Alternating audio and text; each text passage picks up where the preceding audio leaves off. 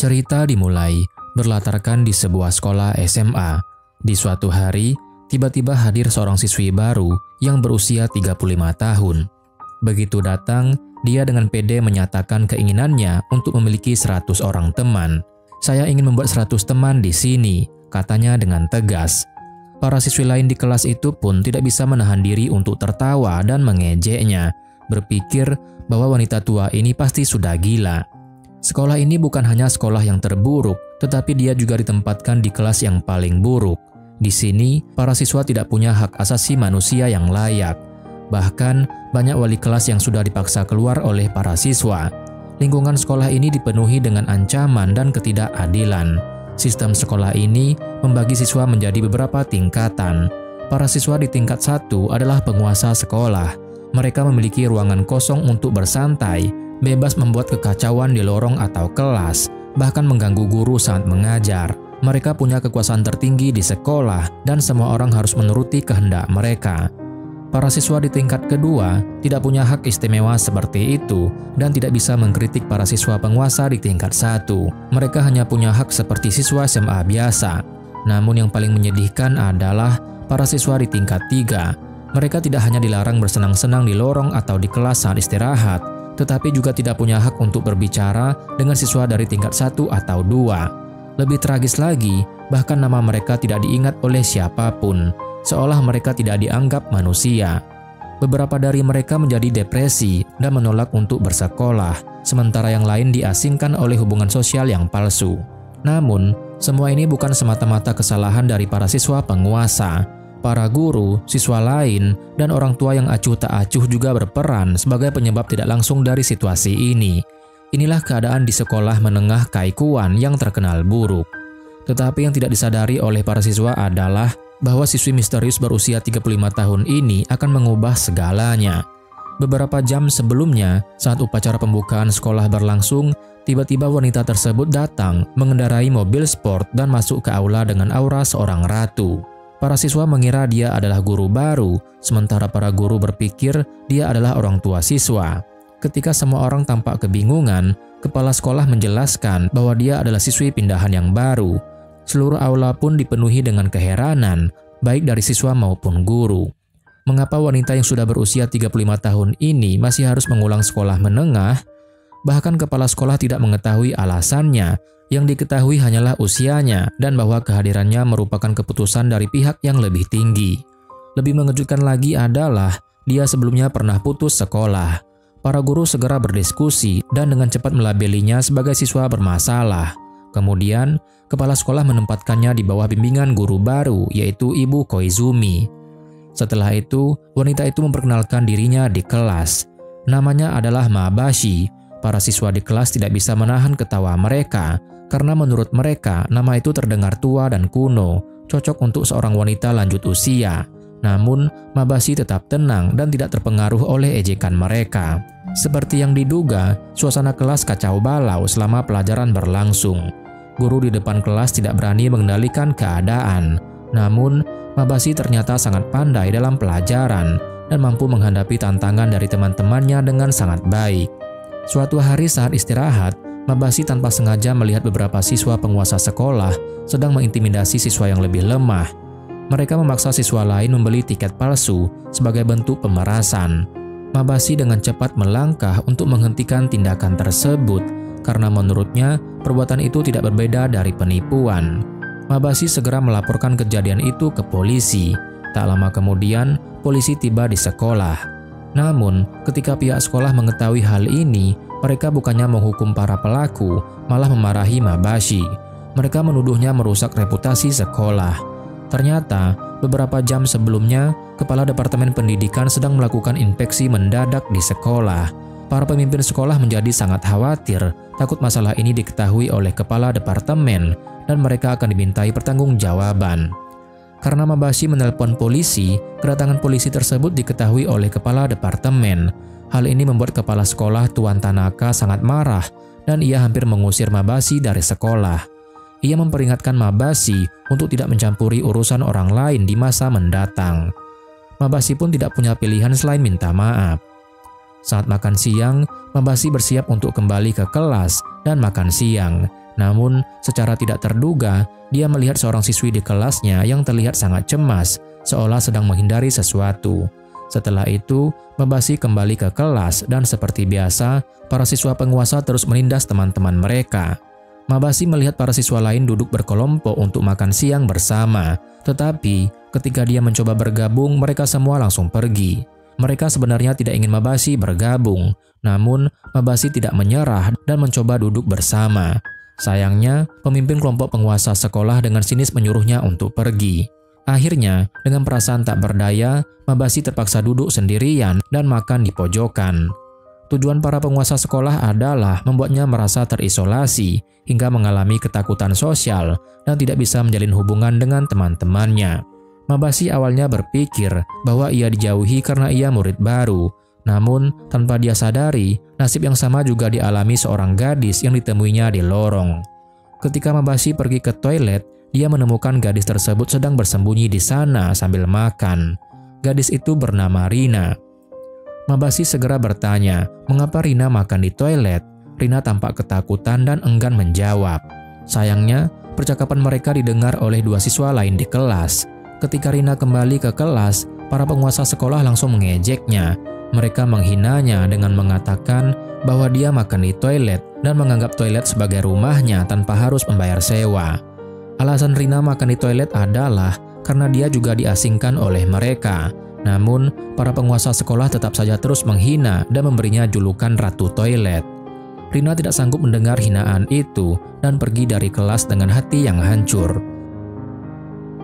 Setelah sekolah selesai, Mabasi menemui gurunya dan bertanya apa yang dimaksud dengan makan di toilet. Gurunya menjelaskan bahwa itu terjadi ketika seseorang tidak punya teman untuk makan bersama, sehingga mereka bersembunyi di toilet untuk makan demi menjaga harga diri mereka dan agar tidak terlihat sedang diasingkan. Sebelum pergi, gurunya mengingatkan Mabasi untuk tidak menceritakan hal ini kepada siapapun karena bisa melukai harga diri Rina. Jika hal ini tersebar, Rina mungkin akan menolak untuk datang ke sekolah lagi. Namun, kekhawatiran gurunya sudah terlambat. Seluruh sekolah sudah mengetahui tentang hal itu pada hari sebelumnya, dan keesokan harinya, Rina tidak masuk sekolah lagi. Pagi-pagi sekali, guru tersebut menerima telepon dari orang tua Rina yang mengatakan bahwa Rina tidak enak badan dan meminta izin tidak masuk sekolah. Khawatir akan keselamatan Rina, Mabasi dan gurunya langsung pergi ke rumahnya sepulang sekolah. Namun, Rina mengunci dirinya di kamar dan menolak untuk keluar. Mereka hanya bisa bersabar dan mencoba menenangkannya agar kembali ke sekolah. Namun, Rina tidak mendengarkan apapun yang dikatakan kepada dirinya. Ketika Mabasi dan gurunya berbicara tentang makan di toilet, orang tua Rina kebetulan mendengar percakapan itu. Mereka penasaran apa maksud dari makan di toilet. Dijelaskan bahwa itu adalah ketika seseorang tidak punya teman, sehingga mereka makan sendirian di toilet. Orang tua Rina merasa heran karena putri mereka selalu berkata bahwa dia bahagia di sekolah dan punya banyak teman. Melihat kekhawatiran orang tuanya, Rina segera membuka pintu kamarnya dan berkata bahwa dia akan pergi ke sekolah seperti biasa keesokan harinya. Namun, Mabasi tak sengaja melihat bekas luka di tangan Rina, menandakan bahwa Rina pernah berpikir untuk melakukan sesuatu yang berbahaya. Rina marah dan mengusir mereka keluar. Ternyata, Rina dulunya adalah siswa yang sangat berprestasi, tetapi gagal dalam ujian masuk sekolah menengah yang penting, sehingga dia terpaksa masuk ke sekolah yang tidak ia sukai ini. Untuk mencegah orang tuanya khawatir, Rina selalu berbohong bahwa dia baik-baik saja di sekolah, padahal sebenarnya dia sering diintimidasi dan diisolasi oleh teman-temannya. Dia tidak ingin memberitahu orang tuanya karena mereka sering bertengkar tentang masalahnya. Namun kali ini, setelah orang tuanya tahu bahwa Rina menderita di sekolah, reaksi pertama mereka bukan untuk menghibur Rina, melainkan mereka mulai bertengkar dan saling menyalahkan.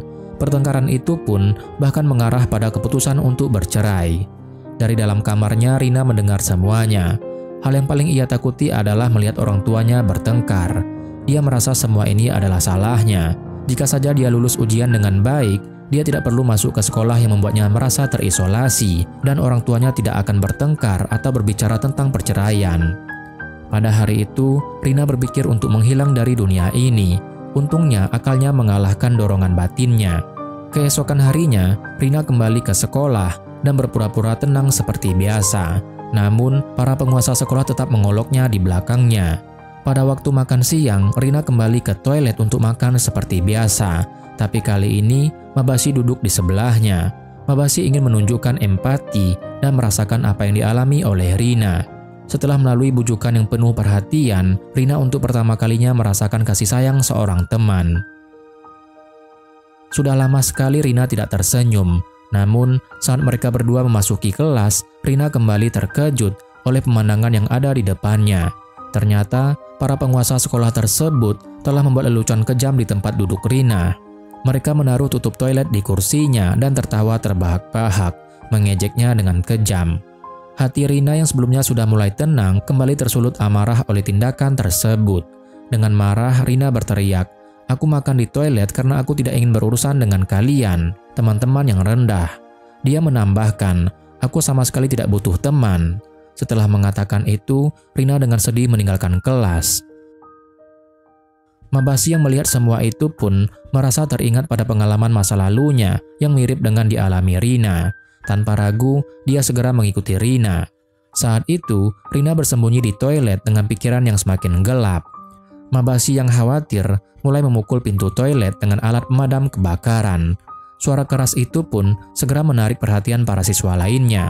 Untungnya, Mabashi berhasil menghentikan Rina sebelum sesuatu yang buruk terjadi. Meskipun begitu, Rina tetap bersikeras bahwa tindakannya hanya untuk gaya dan menyuruh Mabashi untuk tidak ikut campur, menghormati kebebasannya.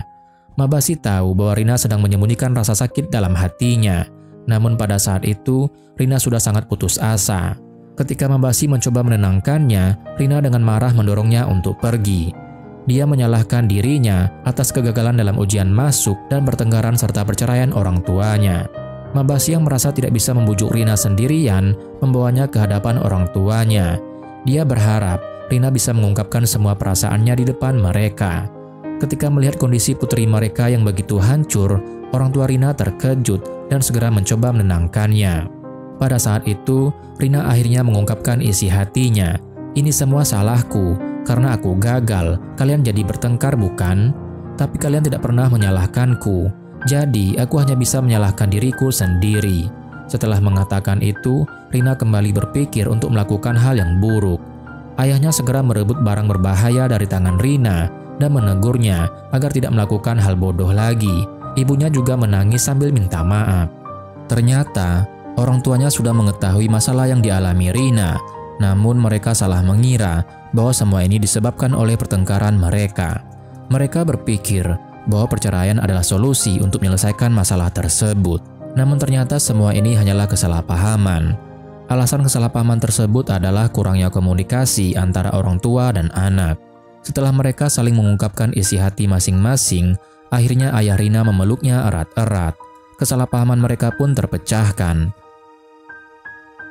Mabashi yang melihat dari samping berlinang air mata dan kemudian pergi dengan tenang. Keesokan harinya, saat waktu makan siang, Rina datang ke atap sekolah membawa makan siang. Dia berterima kasih kepada Mabashi dan mengajukan diri untuk menjadi teman pertamanya. Dari saat itu, Rina akhirnya bisa keluar dari bayang-bayang kelam dan senyum kebahagiaan mulai terpancar di wajahnya. Meskipun krisis yang dialami Rina telah berakhir, namun keesokan harinya terjadi sesuatu yang lebih buruk di sekolah. Karena prestasi Mabashi yang luar biasa akhir-akhir ini, dia dipromosikan menjadi ketua kelas. Namun, saat membantu guru merapikan kotak saran, dia secara tidak sengaja menemukan sebuah catatan yang tertulis dengan huruf besar, "Tolong aku."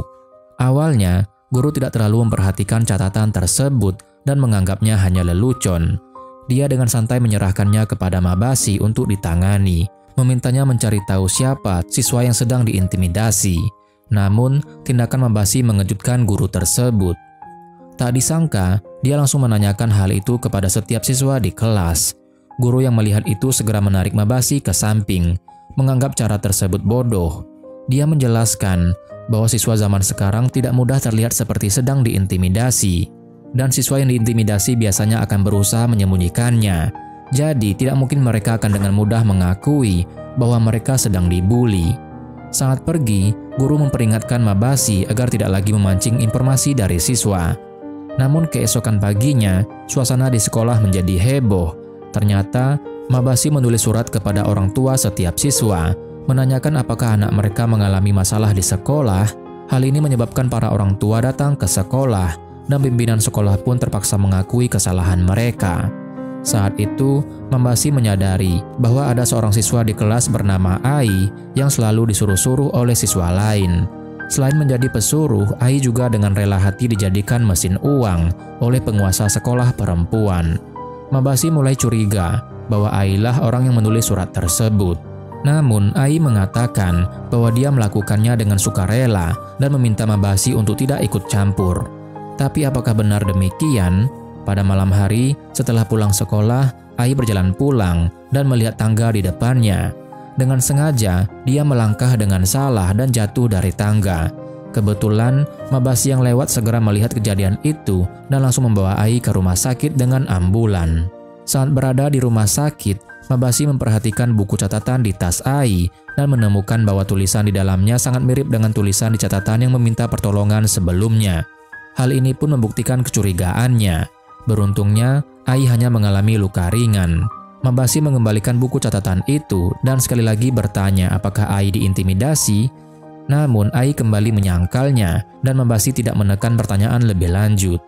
Saat itu, guru dan teman-teman Ai datang dan melihat Ai tersenyum serta bercanda dengan mereka. Mereka pun pergi dengan perasaan lega.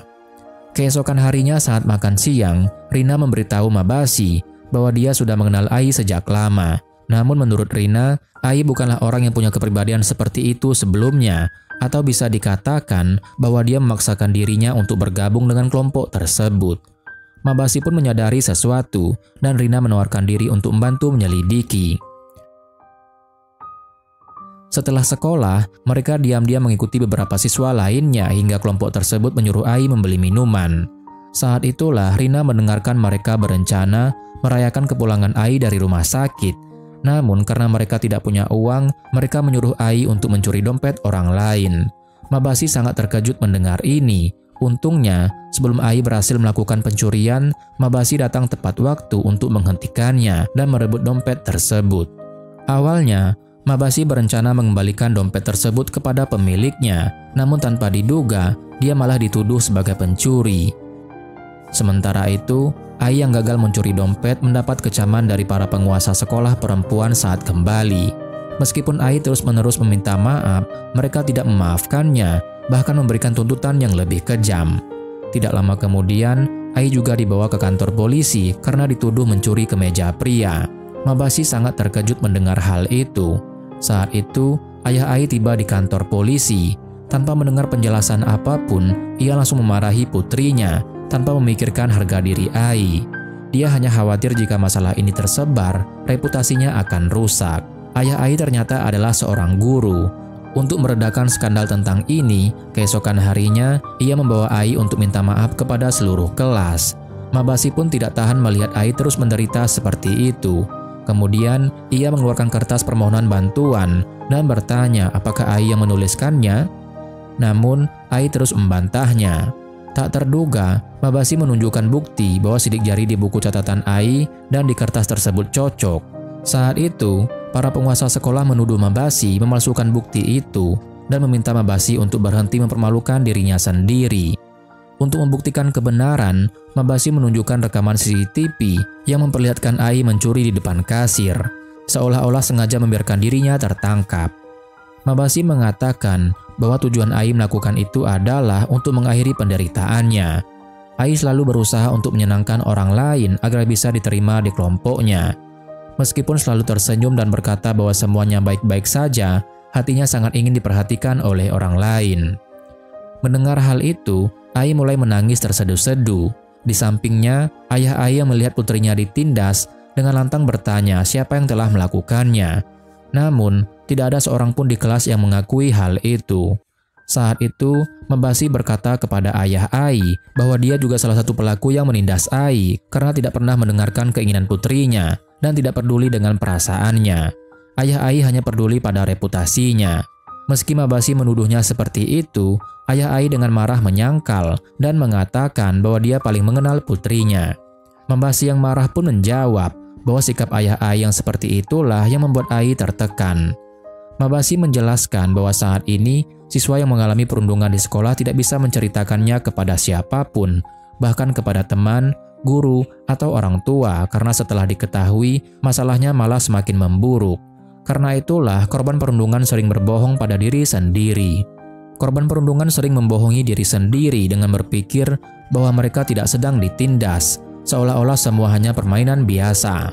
Mereka memasang senyum palsu dan berusaha keras menyembunyikan perasaan sebenarnya. Korban perundungan merasa bahwa jika mereka mengakui sedang ditindas, itu tidak akan mengubah apapun. Sebaliknya, para pelaku justru semakin memperparah keadaan. Pada saat itu, Ai akhirnya mengumpulkan keberanian dan dengan lantang mengakui bahwa dia memang ditindas di sekolah. Namun menurutnya, semua yang terjadi di masa lalu sudah tidak lagi penting, karena sekarang dia punya seorang teman yang lebih baik. Keesokan harinya, Ai datang ke sekolah tanpa riasan tebal dan tidak lagi berusaha tersenyum untuk menyenangkan orang lain. Dia juga tidak memaksa dirinya untuk bergabung dalam kelompok tertentu, melainkan mulai menunjukkan kepercayaan diri dan senyum bahagia pun terpancar di wajahnya.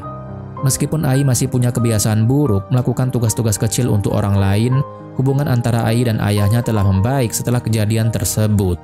Sekarang, Ai, Mabashi, dan ayahnya menjadi sahabat yang selalu bicara tentang segalanya.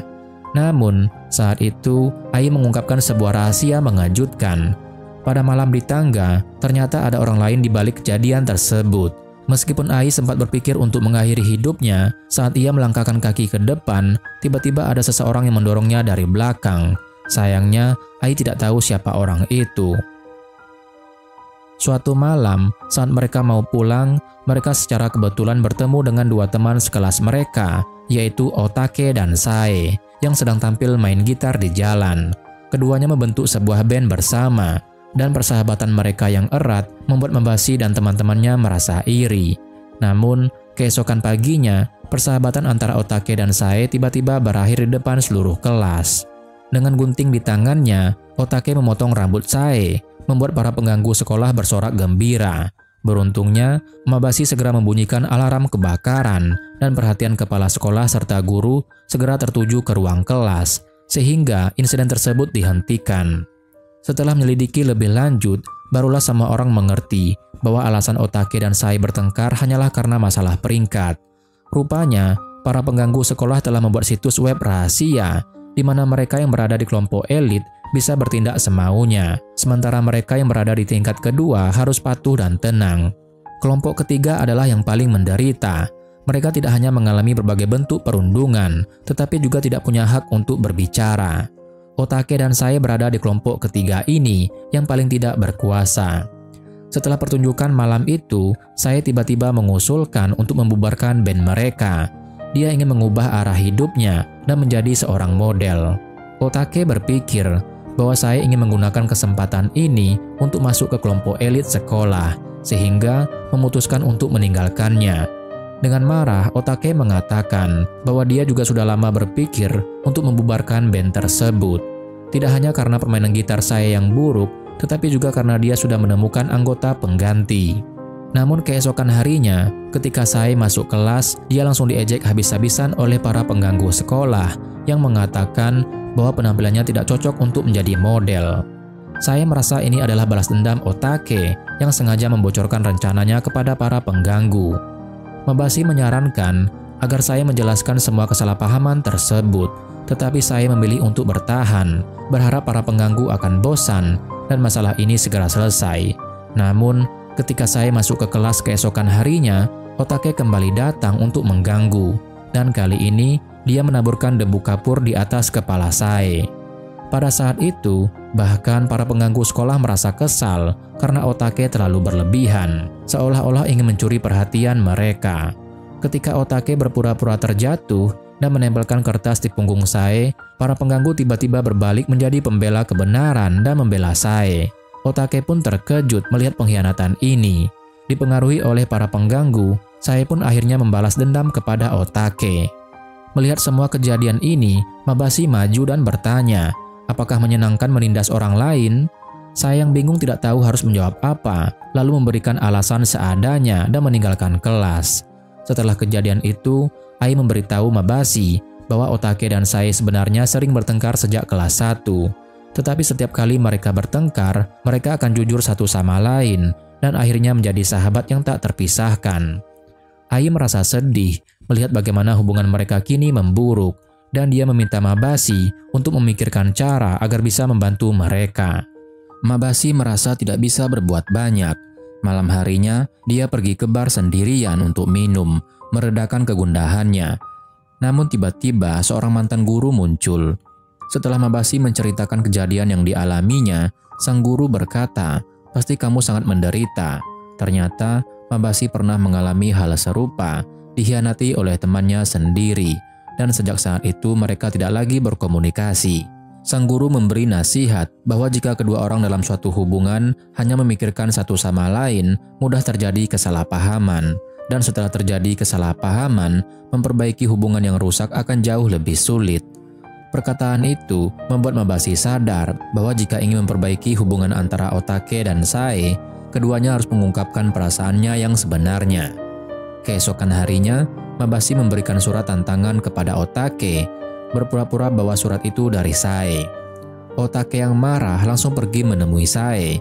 Setelah itu, Mabashi memberikan surat yang sama kepada Sae. Ketika Sae melihat surat tersebut, dia juga segera pergi ke gudang sekolah untuk menemui Otake.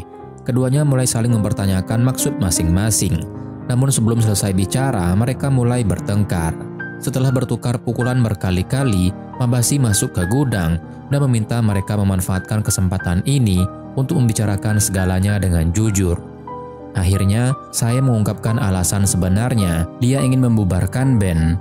Dia merasa permainannya yang buruk akan merusak masa depan Otake. Di sisi lain, Otake menjelaskan bahwa dia tidak bermaksud memberitahu para pengganggu tentang Sae. Otake hanya ingin minta bantuan karena kakak salah satu pengganggu adalah model dan dia ingin mengenalkan Sae. Ternyata mereka berdua melakukan itu demi kebaikan satu sama lain. Mabashi kemudian menambahkan bahwa tidak ada yang lebih menyakitkan daripada dikhianati oleh orang yang kita percaya. Apa yang penting sekarang bukanlah situasi di kelas, melainkan hati mereka masing-masing. Dengan demikian, kesalahpahaman di antara mereka pun terselesaikan. Keesokan harinya, ketika para pengganggu kembali mencoba menggunakan peringkat sekolah untuk mengancam mereka, persahabatan Otake dan Sae tetap tidak tergoyahkan. Namun, keberhasilan siswa baru ini menarik perhatian, yang akhirnya membuat para pengganggu dari kelompok elit semakin marah dan geram. Setelah pulang sekolah, para pengganggu mendatangi guru Saruwatari dan memberinya sebuah catatan.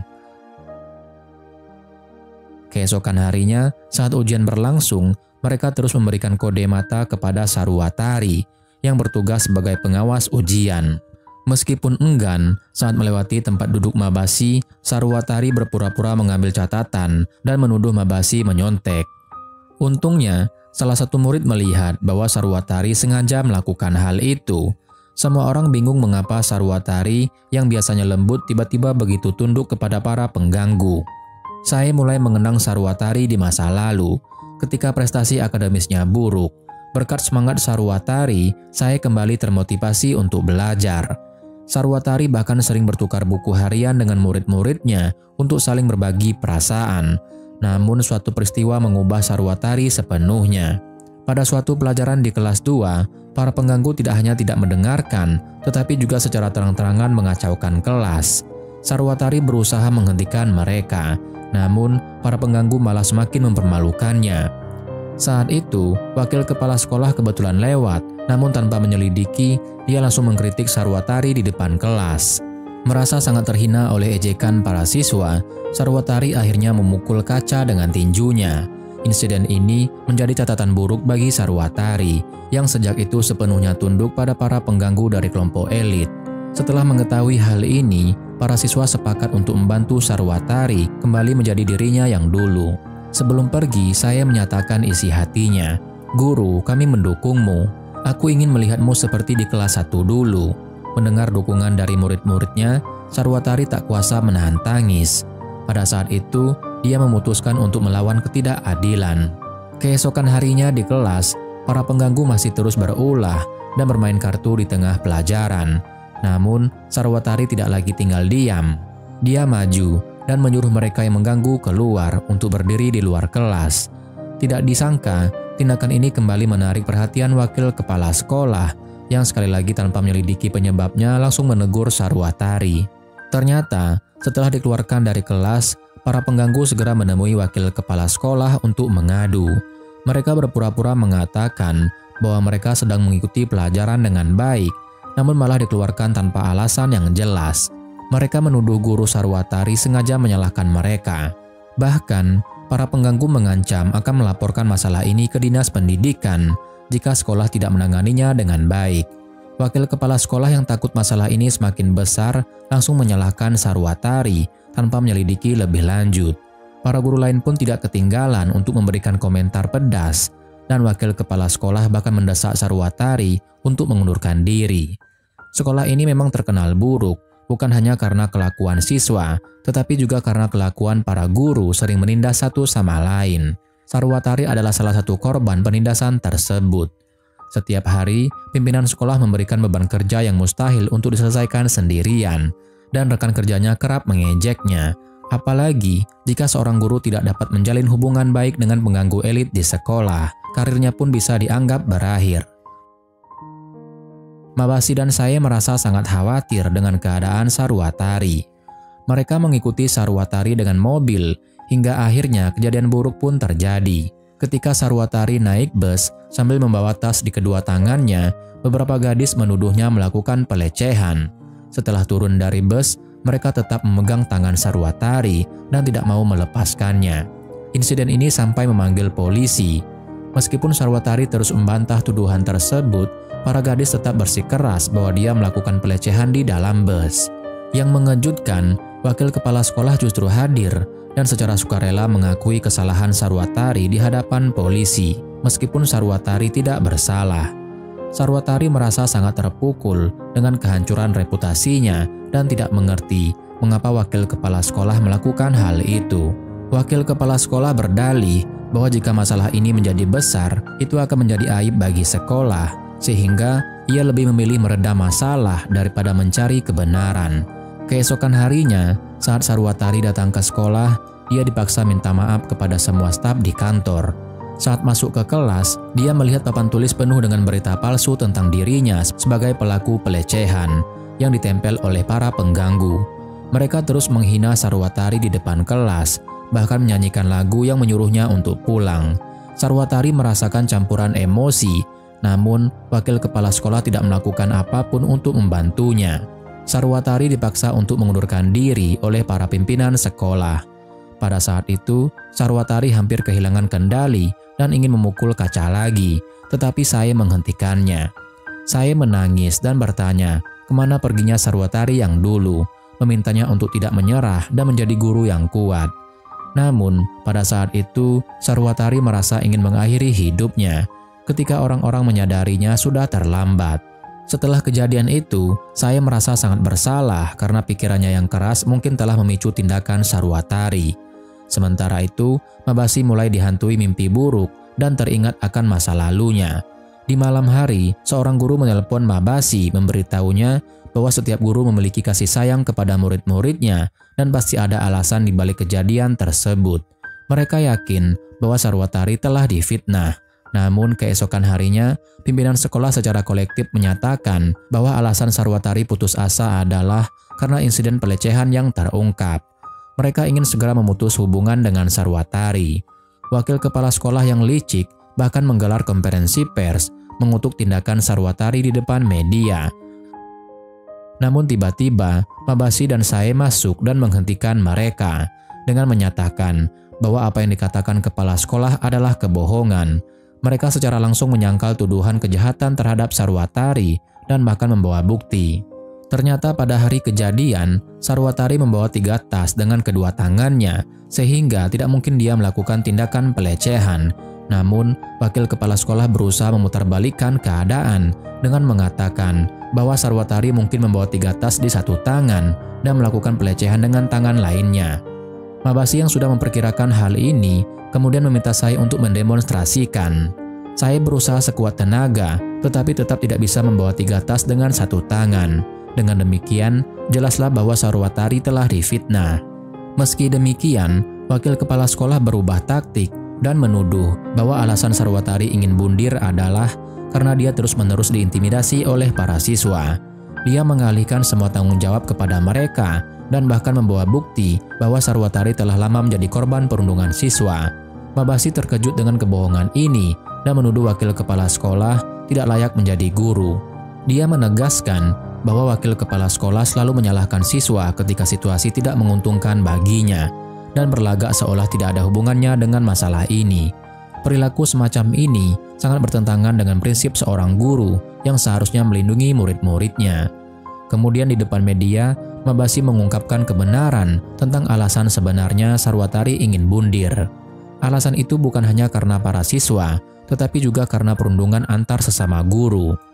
Mabasi kemudian menunjukkan buku harian Sarwatari yang ada di dalam tasnya, yang berisi semua curahan hatinya. Sarwatari sebenarnya sangat menghargai tanggung jawabnya sebagai guru.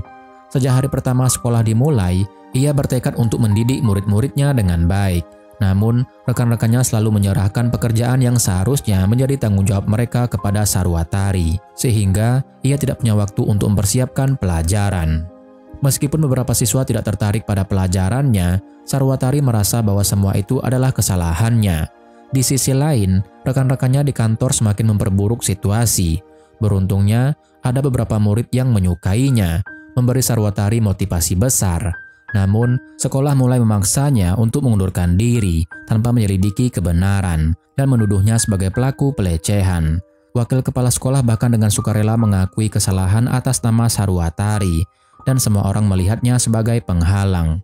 Meskipun demikian, demi murid-murid yang menyukainya, Sarwatari tidak bisa mundur karena baginya mengundurkan diri berarti kalah. Namun dalam buku hariannya, Sarwatari menulis bahwa ia kehilangan kepercayaan diri untuk melanjutkan hidupnya dan tidak tahu harus bagaimana lagi. Kata-kata ini menggugah hati semua orang yang mendengarnya. Para siswa pun terharu dan menangis setelah menyadari bahwa di saat-saat terakhirnya, Sarwatari sama sekali tidak menyalahkan mereka. Buku harian tersebut menjadi bukti adanya perundungan antar guru di sekolah. Wakil kepala sekolah mencoba membantahnya, tetapi Mabasi segera menghentikannya dan berkata bahwa seorang guru seharusnya memberikan contoh yang baik. Sarwatari dalam buku hariannya menuliskan bahwa tugas seorang guru adalah melindungi murid-muridnya, bukan menyalahkan mereka. Akhirnya, wakil kepala sekolah merasa malu dan menundukkan kepalanya. Sementara para siswa menangis terharu oleh dedikasi Sarwatari. Di sisi lain, para pengganggu di sekolah marah karena rencana mereka gagal. Para siswa kemudian mengunjungi Sarwatari dan untungnya setelah dirawat, kondisinya tidak mengancam nyawa.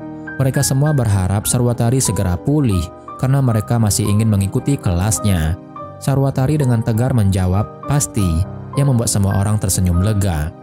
Hari demi hari pun berlalu dan harapan untuk kembali ke kelasnya semakin besar. Festival budaya tahunan yang diadakan sekali setahun akan segera dimulai. Namun, sekolah sedang berada di bawah tekanan karena skandal yang terus-menerus terjadi. Menteri Pendidikan mungkin akan memberhentikan kepala sekolah yang dianggap tidak kompeten. Untuk menjaga posisinya, kepala sekolah merasa perlu menunjukkan prestasi yang baik pada festival budaya kali ini. Dia meminta setiap wali kelas memastikan bahwa kelas mereka menyiapkan pertunjukan yang bagus dan setiap kelas diberikan anggaran sebesar 50.000 yen untuk persiapan acara. Begitu kembali ke kelas, guru segera memutuskan untuk memilih seorang koordinator acara. Mabasi mengajukan diri untuk menjadi koordinator, tetapi guru menyadari bahwa acara ini membutuhkan kerjasama dari seluruh siswa di kelas. Oleh karena itu, koordinator haruslah seseorang yang bisa memimpin seluruh kelas, termasuk mendapatkan dukungan dari kelompok siswa populer. Saat situasi mulai canggung, seorang siswi bernama Hattori dengan berani mengangkat tangan dan menawarkan diri untuk menjadi koordinator. Ini dianggap sebagai pilihan yang tepat karena Hattori adalah bagian dari kelompok siswa populer, sehingga mereka akan mendukung kegiatan tersebut. Secara alami, kelompok siswa lainnya pun juga akan mengikuti arahan Hattori. Namun, ketika semua tampak berjalan lancar, tiba-tiba ada berita buruk. Seseorang melaporkan bahwa ada perkelahian di kelas. Guru yang panik segera berlari kembali ke kelas hanya untuk menemukan bahwa Hattori dan Shijo terlibat dalam pertengkaran. Kelompok siswa populer tidak melewatkan kesempatan untuk memperkeruh suasana. Hattori yang marah menunjukkan ekspresi tidak suka kepada Mabashi dan berkata dengan marah bahwa dia tidak lagi ingin menjadi koordinator. Kemudian, dia mengambil pisau seni dan dengan frustasi mulai merobek seragam sekolahnya sebelum pergi meninggalkan kelas dalam keadaan kesal. Suasana di kelas pun menjadi sangat canggung. Setelah kejadian tersebut, barulah guru menyadari apa yang sebenarnya terjadi. Semua siswa sedang sibuk mempersiapkan dekorasi untuk acara, kecuali kelompok siswa populer yang terlihat santai dan tidak ikut membantu. Mabashi yang merasa terganggu oleh sikap santai mereka mendekati mereka untuk menegurnya. Namun, Hattori yang mewakili kelompok populer tidak terima dengan teguran tersebut. Pertengkaran kecil itulah yang akhirnya memicu kekacauan yang lebih besar. Namun, masalah ini belum berakhir, karena siswa lain dari kelompok populer juga mulai menunjukkan ketidakpuasan mereka. Satu persatu siswa mulai meninggalkan kelas. Lebih parah lagi, uang kelas sebesar 50.000 yen masih ada di tangan Hattori.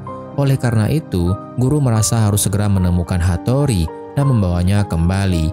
Namun, ketika akhirnya guru menemukan Hattori pada malam hari, dia tidak hanya menolak untuk kembali, tetapi juga telah menghabiskan uang kelas tersebut.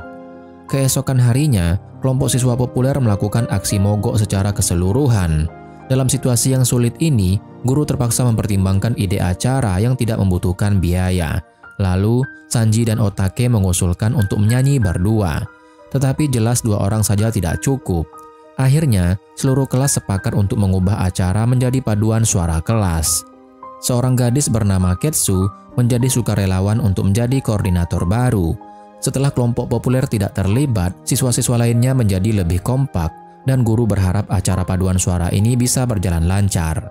Namun, masalah baru muncul setelah Ketsu menjadi koordinator. Karena dia kurang memiliki keterampilan kepemimpinan, teman-teman sekelasnya mulai bertindak sesuka hati.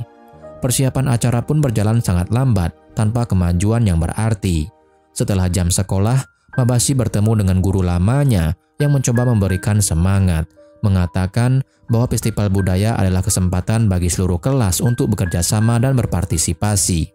Mendengar hal itu, senyum Mabashi menghilang dan dia hanya bisa menghela napas sambil melihat seragamnya yang robek. Keesokan harinya, semua siswa datang ke ruang musik untuk latihan. Ketsu bertugas memainkan piano, sementara yang lain menyanyi. Namun, ketegangan segera muncul ketika Ketsu terus melakukan kesalahan dalam permainannya. Saat teman-teman sekelas memberikan masukan, Ketsu menjadi marah dan berteriak, "Aku yang bertanggung jawab di sini." Karena hal ini, mereka terpaksa mengulang latihan berkali-kali. Sanji dan Otake kemudian menemui guru untuk meminta agar Hattori kembali. Mereka menjelaskan bahwa tahun lalu Hattori bertanggung jawab atas pengiring paduan suara dan penampilannya sangat baik. Dia tidak hanya memiliki kontrol ritme yang halus, tetapi semua orang juga dapat bekerja sama dengan baik saat dia memimpin. Namun, Rina dan Ai tidak setuju dengan ide tersebut. Setelah akhirnya bisa bebas dari kelompok siswa populer, mereka merasa lebih bahagia dalam persiapan acara. Saat suasana semakin tegang karena perdebatan yang tak kunjung selesai, guru menerima kabar yang tak terduga. Pada malam harinya, guru mengikuti alamat yang diberikan dan tak menyangka menemukan Hattori bekerja sebagai wanita penghibur di sebuah klub malam. Bahkan, dia sudah menjadi salah satu penghibur utama di tempat itu.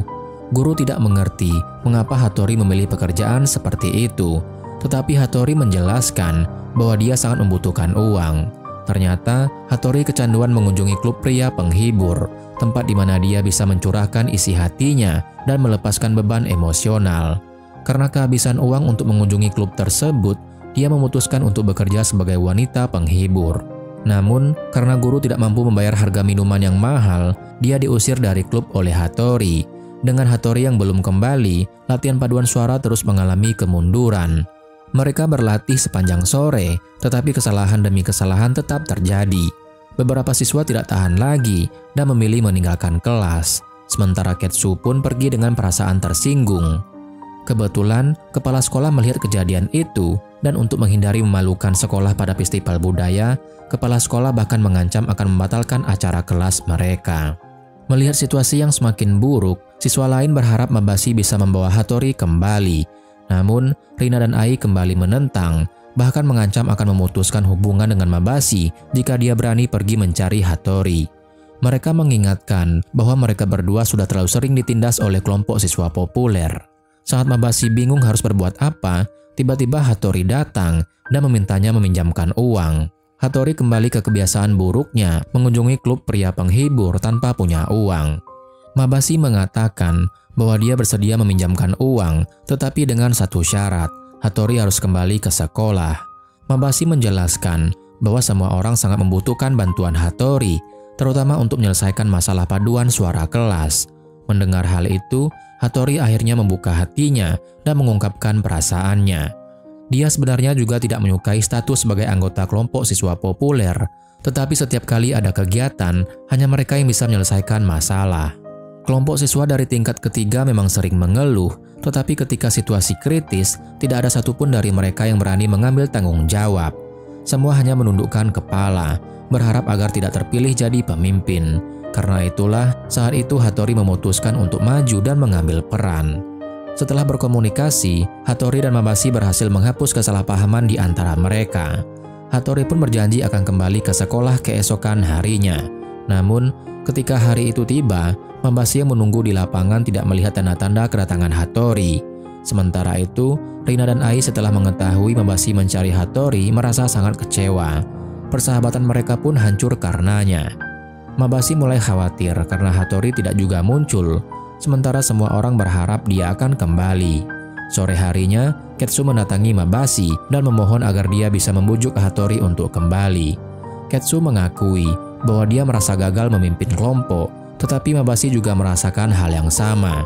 Ketika Mabashi kembali ke kelas, dia menemukan sebuah catatan yang dulu disimpan Hattori di seragam sekolahnya. Catatan tersebut berisi karakteristik setiap siswa dan pembagian tugas yang sangat jelas. Semua itu ditulis dengan sangat teliti oleh Hattori. Pada saat itulah, Mabashi menyadari bahwa dia telah salah paham terhadap Hattori. Sementara itu, Hattori sedang jalan-jalan di luar, tetapi tiba-tiba dia diculik oleh sekelompok orang jahat yang ternyata adalah orang-orang dari klub pria penghibur. Mereka melihat Hattori sebagai sumber uang dan ingin menggunakannya hingga titik terakhir. Ketika situasi sudah sangat gawat, guru mereka tiba dan mencoba melindungi Hattori. Meskipun ia bukan tandingan para penculik yang berbadan besar. Di saat yang sangat genting, Mabashi datang diam-diam dan membantu Hattori melepaskan diri dari ikatan. Namun mereka segera ketahuan dan Mabashi dengan cepat melumpuhkan dua orang penculik. Sayangnya, penculik lainnya mengeluarkan senjata sehingga Mabashi harus mundur dan terus mengulur waktu. Untungnya, pada saat yang tepat, suara sirine polisi terdengar dari luar. Para penculik pun melarikan diri. Setelah kejadian itu, Mabashi yang kesal karena Hattori tidak datang ke sekolah pun menamparnya. Namun, Hattori dengan tenang mengatakan bahwa meskipun dia kembali ke sekolah, tidak ada yang akan berubah. Melihat sikap Hattori, Mabashi menyerahkan catatan yang ditemukan di seragam sekolah kepadanya. Dengan tulus, Mabashi mengungkapkan kesalahpahaman yang terjadi sebelumnya. Dia menegaskan bahwa tindakannya bukan karena Hattori berasal dari kelas unggulan dan juga bukan karena ingin menggunakan Hattori untuk main musik. Namun hanya Hattori yang bisa memeriahkan suasana dan menggerakkan semua orang. Mendengar itu, air mata mulai menggenang di mata Hattori. Pada saat itulah dia merasakan benar-benar dipahami. Keesokan harinya, Hattori kembali ke kelas. Dia dengan sukarela mengakui kesalahannya dan berjanji akan bekerja untuk menggantikan uang kelas sebesar 50.000 yen yang telah dia habiskan. Dengan kembalinya Hattori, festival budaya berjalan dengan sukses sesuai rencana. Kali ini, mereka tidak menyanyi bersama, melainkan menampilkan pertunjukan sesuai rencana awal.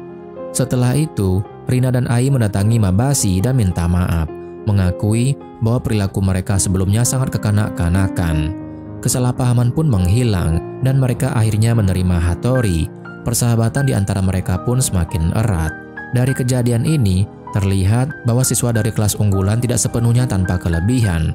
Sebagai contoh, ada dua gadis bernama Kokubumoe dan Mizuki yang sangat berbakat dalam olahraga. Dalam lomba estafet yang akan datang, kemungkinan besar mereka akan mengalahkan sekolah-sekolah lain dan meraih juara pertama. Selain membawa kehormatan bagi sekolah, Mizuki mungkin juga bisa mendapatkan beasiswa olahraga. Untuk merayakan persahabatan mereka, Kokubumoe membuat gantungan kunci berbentuk boneka dan memberikannya kepada Mizuki. berharap Mizuki berhasil mendapatkan beasiswa. Namun, saat makan siang, ketika Kokubumoe sedang membeli roti, dia secara tidak sengaja menabrak Mabashi di tikungan, menyebabkan gantungan kunci itu jatuh ke lantai. Setelah minta maaf, Mabashi hendak pergi, tetapi hampir saja menginjak gantungan kunci itu. Dalam keadaan panik, Kokubumoe mendorong Mabashi untuk menyelamatkan gantungan kunci yang melambangkan persahabatan mereka. Tetapi dia justru terkilir kakinya. Setelah mengetahui hal ini, ibu Kokubumoe segera datang ke sekolah. Dia bukan sembarang orang, melainkan seorang politisi terkenal di Jepang yang memiliki banyak pengaruh, bahkan di dinas pendidikan.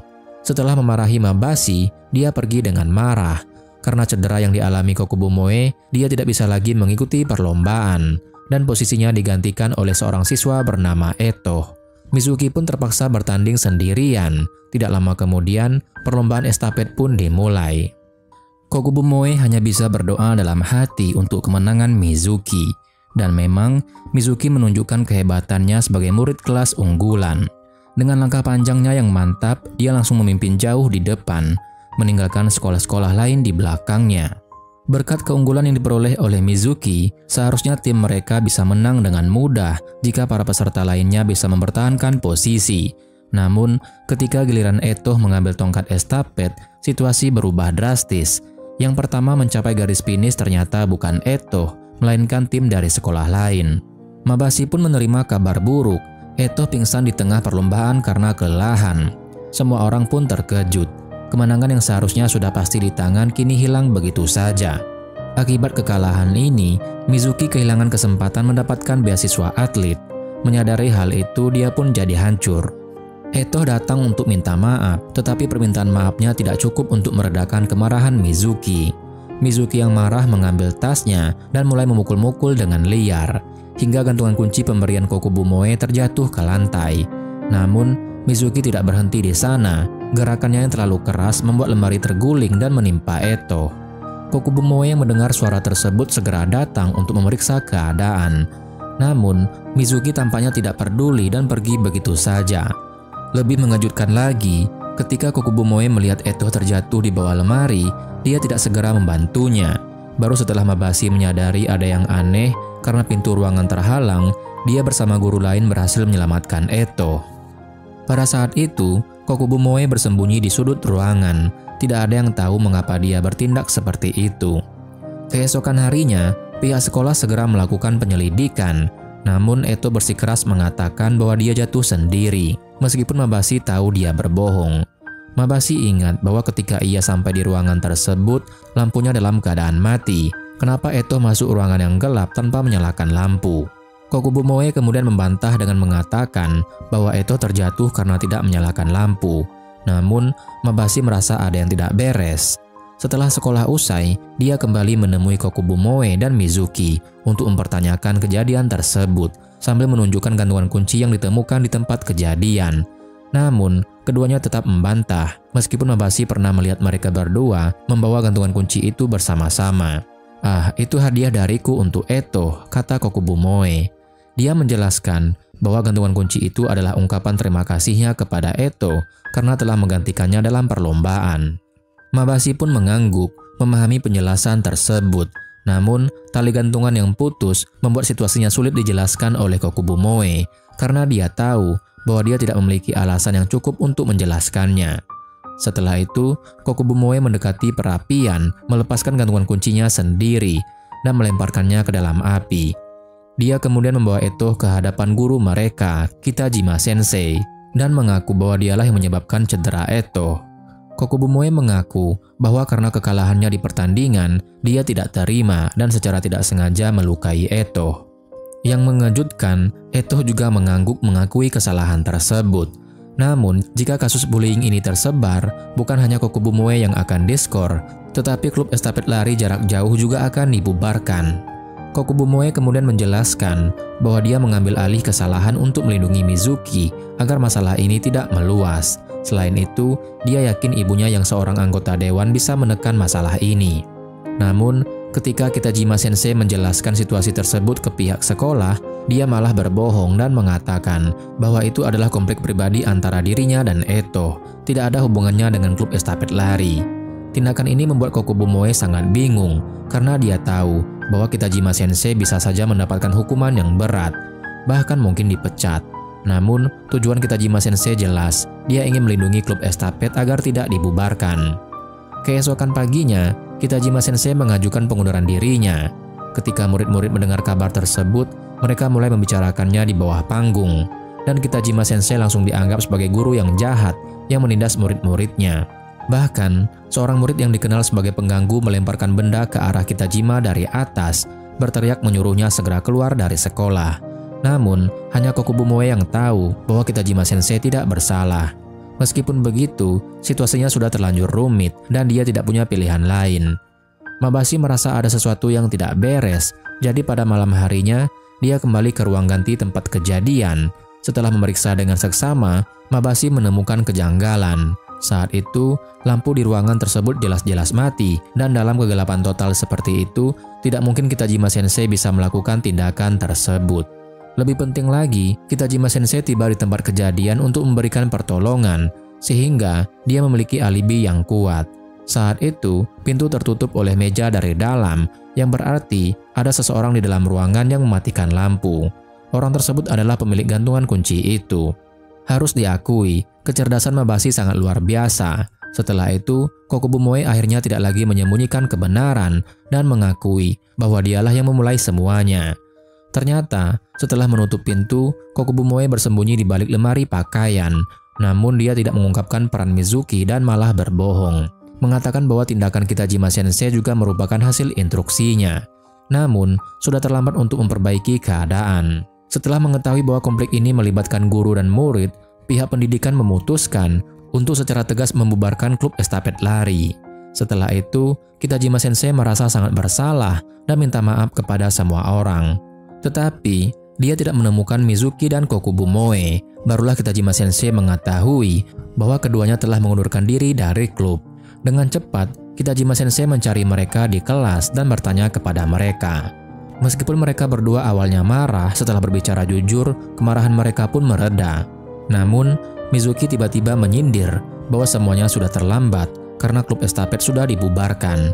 Dia bahkan menghina tindakan Kitajima Sensei yang dianggapnya bodoh dan tidak berguna.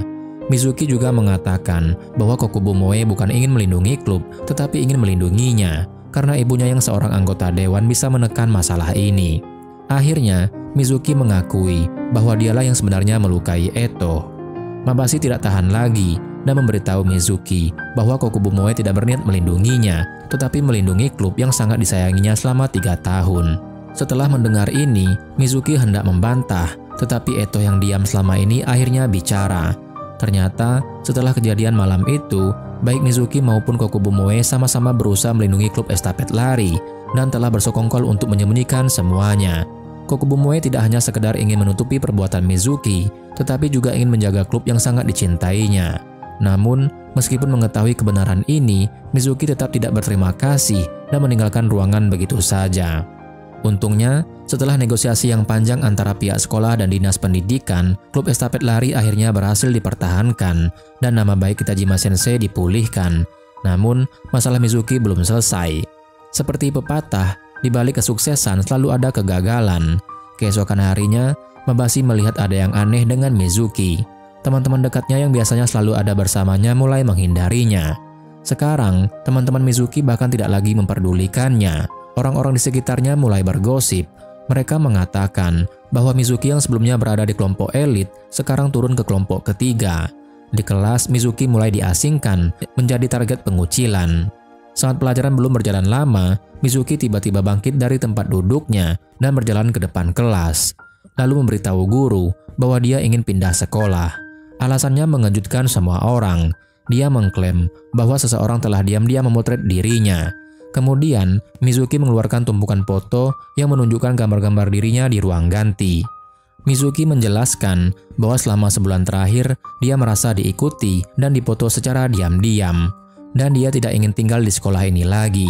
Dia juga mengaku sudah mengetahui siapa pelakunya, yaitu Yuna, salah satu anggota kelompok elit.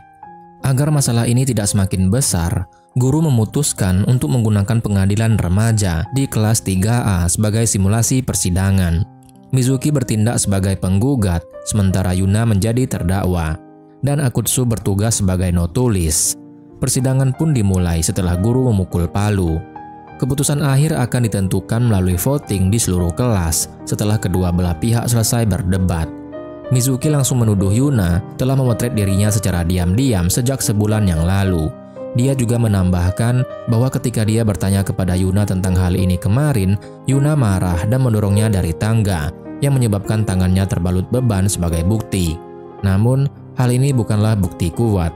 Mabashi kemudian bertanya kepada Mizuki mengapa dia yakin bahwa Yuna yang melakukan perbuatan itu. Mizuki menjelaskan bahwa meskipun mereka berdua sebelumnya berada di kelompok elit, Yuna selalu tidak menyukainya. Meskipun demikian, pernyataan ini masih berupa dugaan semata.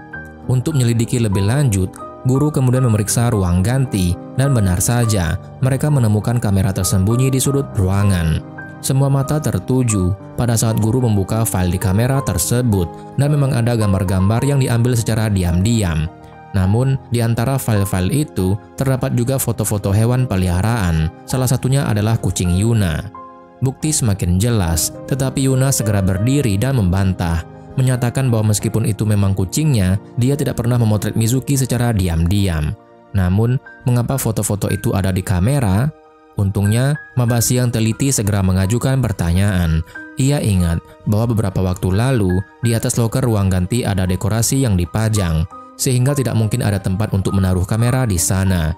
3 hari yang lalu, guru juga baru memindahkan barang-barang itu. Namun, Mizuki mengklaim bahwa foto-foto itu sudah ada sejak sebulan yang lalu, yang jelas-jelas menunjukkan bahwa dia berbohong. Setelah kebohongannya terungkap, Mizuki akhirnya mengaku bahwa dia yang meletakkan kamera tersebut, tetapi mengapa dia melakukan semua ini untuk menjebak Yuna? Saat itulah, beberapa teman dari kelompok elit menjelaskan alasannya. Ternyata, Mizuki sering mengklaim bahwa keluarganya sangat kaya dan tinggal di apartemen mewah. Namun, tidak lama yang lalu, Yuna secara tidak sengaja melihat bahwa rumah Mizuki hanyalah rumah biasa. Saat itulah, teman-teman mereka menyadari bahwa Mizuki telah berbohong kepada mereka, dan akibatnya persahabatan mereka hancur, membuat Mizuki diusir dari kelompok elit.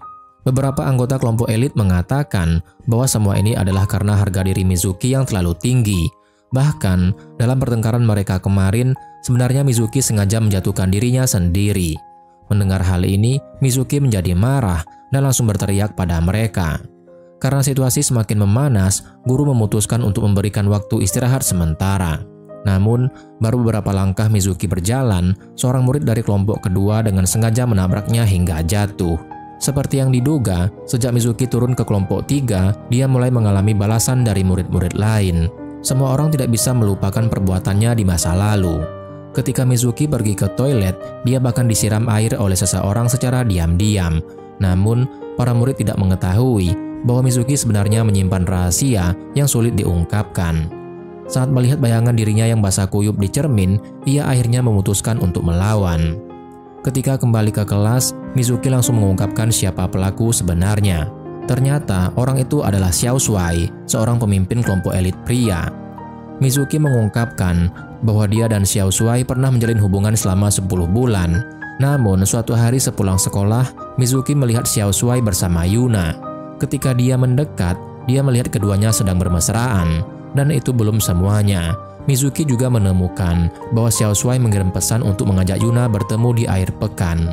Karena marah, Mizuki langsung menegur Xiao Shuai. Namun, Xiao Shuai justru merasa Mizuki tidak seharusnya mengintip ponselnya dan akhirnya memutuskan hubungan mereka. Ternyata, seluruh kebenaran muncul karena adanya cinta segitiga di antara mereka yang akhirnya menyebabkan peristiwa yang terjadi hari itu. Namun, masalah belum berakhir. Semua orang harus memberikan suara untuk memutuskan apakah Xiao Shuai bersalah atau tidak. Hasilnya akan diumumkan keesokan harinya. Demi menyelamatkan muka, para pemimpin kelompok elit mulai melakukan berbagai cara, termasuk menggunakan kekerasan untuk mengancam teman-teman sekelas mereka agar memberikan suara bahwa Xiao Shuai tidak bersalah. Ketika pengumuman dilakukan oleh guru pada hari berikutnya, hasilnya adalah 13 suara menyatakan bersalah dan 13 suara menyatakan tidak bersalah. Hasil imbang ini berarti masih ada perdebatan yang harus diselesaikan. Namun, kelas 3A memiliki 27 siswa, yang berarti ada 1 orang yang belum memberikan suaranya. Orang yang belum memberikan suara itu adalah Akutsu, sang pencatat. Suara Akutsu memiliki peran yang menentukan dalam hasil akhir. Meskipun para pemimpin kelompok elit berusaha mengancamnya, Akutsu hanya butuh 2 detik untuk memberikan suaranya. Ya, dia memberikan suara bahwa Xiao Shuai bersalah. Hasil akhir pun 14 suara menyatakan bersalah, sementara 13 suara menyatakan tidak bersalah. Mizuki pun akhirnya menang. Melihat hasil ini, para pemimpin kelompok elit sangat marah, tetapi mereka tidak menyadari betapa mengerikannya Akutsu sebenarnya. Bahkan, seluruh anggota kelompok elit tidak berani mengganggunya. Namun tak lama lagi, semua orang akan mengetahui kekuatan Akutsu. Seiring berjalannya waktu, konflik di sekolah pun mulai berubah. Sekarang, kebencian terhadap kelompok elit mulai beralih kepada wali kelas mereka, yaitu Guru Koizumi. Di forum sekolah, muncul banyak kritik dan cercaan terhadapnya. Anehnya, kritik ini bukan datang dari kelompok elit, melainkan dari kelompok kedua dan ketiga. Mereka merasa bahwa Guru Koizumi sengaja memihak kelompok elit. Misalnya, baru-baru ini, meskipun kelompok elit yang menyebabkan gangguan di kelas, Guru Koizumi hanya berani menegur kelompok kedua. Murid-murid dari kelompok ketiga yang hanya terlambat mengumpulkan tugas juga mendapatkan teguran keras dari guru. Namun, ketika ada murid dari kelompok elit yang bahkan tidak mengerjakan tugas, Guru Koizumi hanya tersenyum dan berkata, "Tidak masalah, jelas ini tidak adil." Beberapa murid dari kelompok ketiga bahkan mengeluhkan bahwa Guru Koizumi salah menyebutkan nama mereka. Tanpa diragukan lagi, ini adalah bentuk ketidakadilan terhadap siswa. Jelas sekali bahwa Guru Koizumi tidak pernah memandang serius mereka. Bahkan, Eto yang biasanya tenang sangat setuju dengan hal ini. Karena itulah, kelompok kedua dan ketiga memutuskan untuk melakukan balas dendam. Setelah sekolah, Eto yang terlihat sangat cemas mendatangi Koizumi, meminta bantuan karena ada masalah mendesak. Setelah bertanya lebih lanjut, Koizumi mengetahui bahwa belakangan ini Eto sering diikuti oleh seorang pria mesum saat pulang sekolah. Eto meminta Guru Koizumi untuk pura-pura jadi pacarnya sampai pria tersebut berhenti mengikutinya. Tanpa berpikir panjang, Koizumi setuju untuk membantu. Namun, saat mereka berjalan pulang bersama, Eto sengaja mendekatkan dirinya kepada Koizumi. Tanpa sepengetahuan Koizumi, dari kejauhan, seseorang dengan kamera diam-diam memotret mereka. Keesokan harinya, sekolah heboh dengan rumor tentang mereka. Foto mereka berdua dipalsukan, menjadi seolah-olah sedang berpelukan mesra. Awalnya, Koizumi mengira itu hanya ulah iseng murid-murid, tapi saat melihat lebih lanjut, dia menemukan foto mereka berdua di depan sebuah hotel. Mungkin ini sulit dibantah, dan Koizumi tidak bisa menjelaskannya. Melihat pandangan ini dari orang-orang di sekitarnya, Koizumi segera menyadari bahwa dia telah dijebak. Peristiwa ini mengingatkannya pada pengalaman buruk di masa lalu.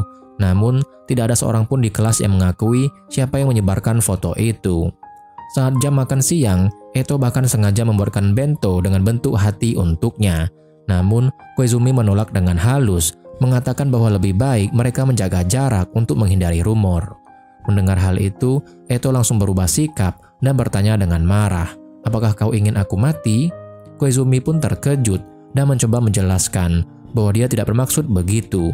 Tapi Eto sudah pergi dengan perasaan kecewa. Setelah sekolah, sebuah kabar mengejutkan muncul di forum sekolah. Seseorang mengungkapkan bahwa mereka merasa tidak ada lagi alasan untuk hidup dan mengakhiri semuanya di sekolah yang kosong pada malam itu. Banyak yang menduga bahwa orang tersebut adalah Eto karena sejak istirahat siang dia bertingkah aneh. Setelah pulang sekolah, dia menghilang dan tidak bisa dihubungi. Koizumi teringat perkataan Eto saat makan siang dan mulai khawatir. Apakah masalah sekecil ini membuatnya putus asa? Demi keselamatan Eto, pada malam hari, Koizumi bersama Maabashi berpatroli di sekitar sekolah. Namun, setelah berkeliling cukup lama, mereka tidak menemukan sesuatu yang mencurigakan. Saat Koizumi mulai berpikir bahwa ini hanyalah lelucon seseorang, beberapa siswa lain tiba-tiba datang, dan salah satu dari mereka melihat Eto di lantai atas yang tampak putus asa. Semua orang segera bertindak. Beruntung, Eto tidak mengalami cedera serius. Ternyata, ucapan Koizumi saat makan siang tadi sangat menyakitinya. Siswa lainnya mulai menyalahkan Koizumi, dan pada saat itu Eto tiba-tiba memeluknya. Dalam situasi tersebut, Koizumi tidak punya pilihan selain menenangkannya. Namun keesokan harinya, sekolah kembali heboh karena ada yang membocorkan skandal Koizumi setahun yang lalu, lengkap dengan video dia memeluk Eto malam sebelumnya. Diketahui bahwa setahun yang lalu Koizumi dipecat dari sekolah lamanya karena dituduh berperilaku tidak pantas dengan seorang siswa, yang membuatnya dipindahkan ke sekolah ini sebagai wali kelas. Dengan kejadian yang berulang, karir Koizumi sebagai guru tampaknya akan hancur total. Tak sanggup menahan amarah, Koizumi langsung menuduh kelompok kedua dan ketiga karena hanya mereka yang ada di sekolah malam itu. Namun mereka dengan keras membantah. Koizumi sangat marah dan berteriak pada mereka, lalu mendekati Eto dan menuduhnya bekerja sama untuk menjebaknya. Saat itu, siswa lain yaitu Keso mulai menuduh Koizumi bahwa dia tidak pernah ingin menjadi wali kelas, lalu menunjukkan buku harian Koizumi yang menyatakan bahwa mimpinya sebenarnya adalah menjadi atlet. Siswa lain pun turut menyalahkannya, mengatakan bahwa Koizumi tidak pernah serius menjadi wali kelas. Dikepung oleh kemarahan para siswa, Koizumi pun meledak dan mencaci kelompok kedua dan ketiga dengan kata-kata kasar, lalu meninggalkan kelas dengan putus asa. Ternyata, alasan Koizumi begitu benci pada kelompok kedua dan ketiga adalah karena ia pernah mengalami kejadian serupa sebelumnya. Dulu, seorang gadis dari kelompok kedua menyatakan cintanya pada Koizumi, tetapi saat Koizumi menolaknya, gadis itu mengancam akan melompat dari atap. Karena khawatir dengan keselamatannya, Koizumi terpaksa menyelamatkannya, tetapi gadis itu malah memeluknya erat-erat.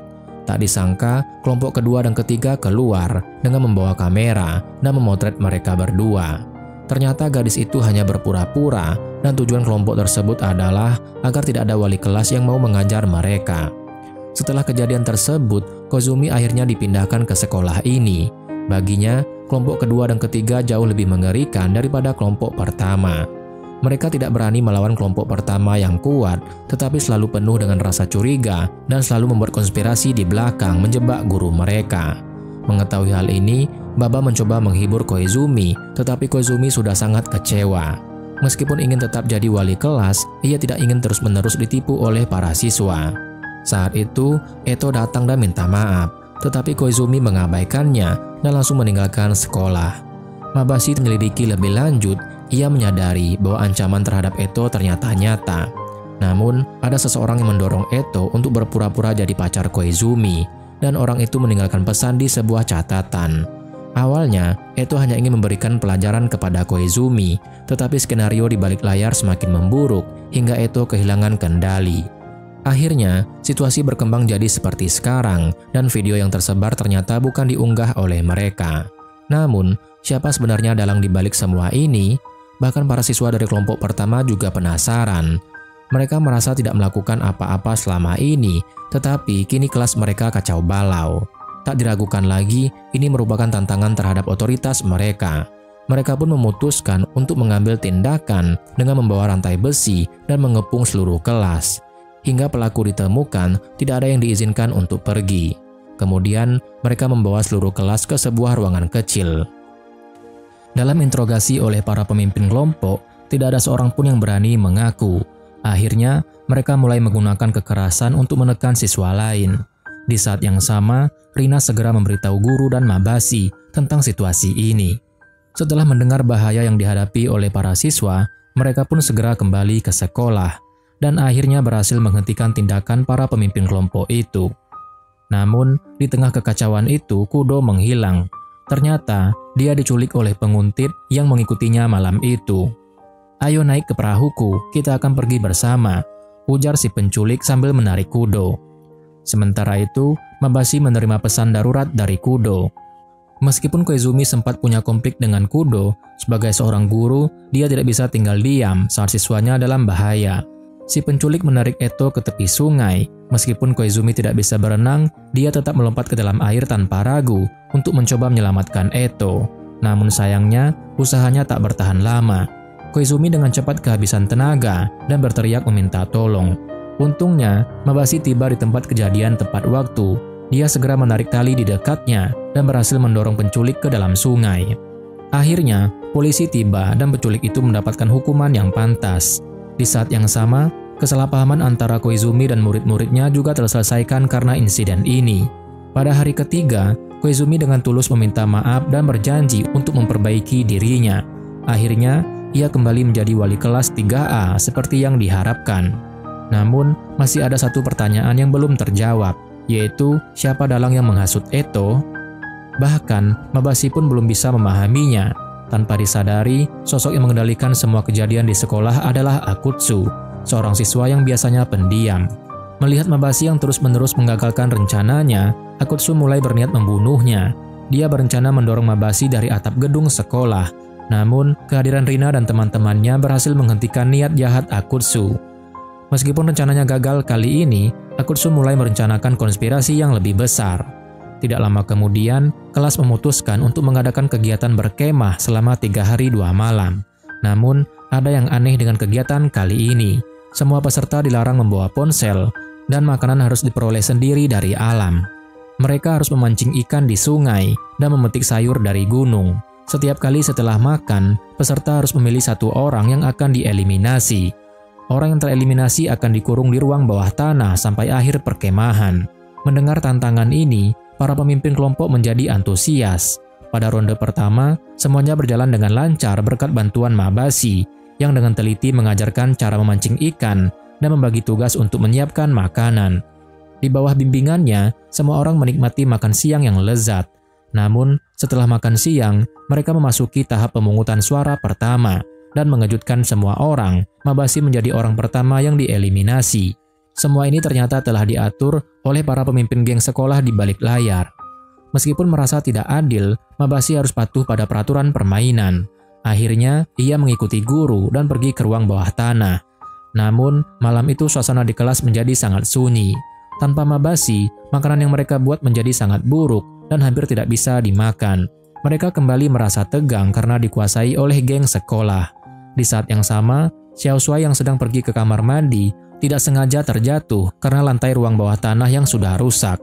Mabasi terkejut melihatnya, tetapi setidaknya kini ada seseorang yang menemaninya. Xiao Shuai yang menyadari hanya ada mereka berdua di sana, langsung berusaha menjauhkan diri dari geng dan mulai berbicara buruk tentang Zeng. Dia mengatakan kepada Mabasi bahwa Zeng adalah orang yang bersikeras untuk mengeliminasi Mabasi. Namun, Mabasi menanggapinya dengan tenang dan mengatakan bahwa dibandingkan dengan Zeng, justru Xiao Shuai yang terlihat licik. Mabasi menjelaskan bahwa meskipun Zeng selalu bersikap sombong dan berani, Xiao Shuai berbeda. Ia selalu bersembunyi di belakang Zeng dan berusaha tidak dibenci oleh orang lain, hanya untuk menarik perhatian. Mendengar kata-kata Mabasi, Xiao Shuai mulai merenungkan sikapnya. Sementara itu di tempat lain, kelas sedang melakukan pemungutan suara eliminasi kedua. Kali ini, hasilnya mengejutkan semua orang. Ternyata Zeng yang dieliminasi. Ternyata, beberapa anggota geng lainnya bersatu untuk menyingkirkan Zeng, yang dianggap paling menjengkelkan. Setelah Zeng diantar oleh guru ke ruang bawah tanah, Xiao Shuai akhirnya dibebaskan. Namun, kabar buruk datang keesokan harinya. Makanan dan beras di gudang telah dibuang oleh seseorang. Sekarang, mereka hanya punya sedikit makanan yang tersisa sampai mobil penjemput datang besok hari. Untuk mengatasi situasi ini, para pemimpin geng mengusulkan agar 5 orang dieliminasi setiap putaran, dan porsi makanan bagi siswa yang dieliminasi akan dikurangi. Guru pun setuju dengan usulan tersebut, dan jumlah siswa yang dikirim ke ruang bawah tanah semakin bertambah. Kemudian, guru memulai aturan permainan baru, yaitu pertandingan kebangkitan. Siswa yang masih bebas dapat memilih 2 orang dari yang telah dieliminasi untuk bersaing dalam duel. Pemenangnya akan dihidupkan kembali dan bisa kembali bergabung dalam permainan. Aturan pertandingan berikutnya adalah siapa yang embernya paling duluan penuh dengan air, maka dia yang akan menang. Pilihan untuk menuangkan air ke ember siapa sepenuhnya berada di tangan para siswa yang tidak berpartisipasi dalam duel. Ini berarti siapa yang memiliki lebih banyak dukungan dari teman-temannya, dia yang akan menang. Akhirnya, 2 orang yang dipilih untuk dihidupkan kembali adalah Mabasi dan Zeng. Namun, hanya 4 orang yang mendukung Mabasi, sedangkan hampir semua orang dari kelompok Zeng mendukungnya. Beberapa siswa lain juga terpaksa mendukung Zeng karena tekanan darinya. Saat pertandingan dimulai, semua orang berusaha keras membawa air dari sungai. Karena perbedaan jumlah pendukung, Zeng punya keunggulan yang jelas. Sedangkan kelompok Mabasi yang hanya terdiri dari 4 orang tampak lemah. Meskipun begitu, keempat orang pendukung Mabasi sangat gigih. Mereka tetap bersikeras berjuang demi kemenangan, meski dalam keadaan yang tidak menguntungkan. Namun, ketika mereka kembali untuk mengambil air kedua kalinya, Mizuki berbalik mendukung Mabasi. Di sisi lain, beberapa pendukung Zeng mulai kehabisan tenaga, dan Zeng mulai memarahi teman-temannya karena terlambat. Sementara itu, meskipun lelah, kelompok Mabasi tetap bersatu dan penuh semangat. Melihat dedikasi teman-temannya, Mabasi sangat tersentuh hingga meneteskan air mata. Bahkan, siswa yang berada di dalam sangkar juga ikut memberikan semangat, mengingat kembali momen saat mereka pertama kali bertemu. Ketika melihat tekad kuat di mata teman-temannya, Mabasi tidak bisa lagi menahan air mata yang terus mengalir. Di sisi lain, Zeng terus menyalahkan kelompoknya, dan saat itulah beberapa gadis dari kelompok Zeng tiba-tiba beralih menuangkan air ke ember Mabasi, karena mereka tidak tahan melihat air mata Mabasi.